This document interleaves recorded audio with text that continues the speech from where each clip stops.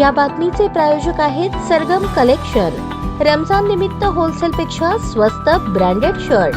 आमचा पत्ता जगदंबा चौक, सोलापूर।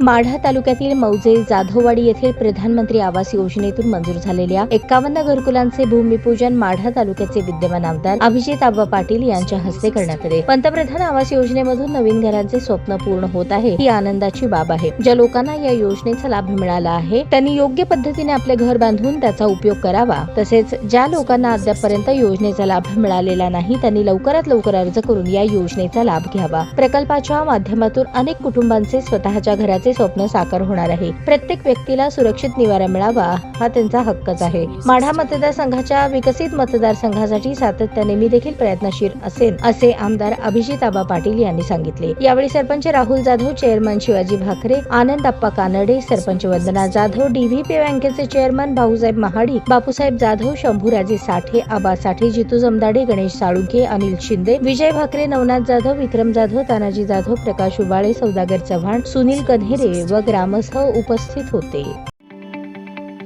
ताज्या बातम्या पाहण्यासाठी प्राईम महाराष्ट्र न्यूज चॅनलला सबस्क्राईब करा।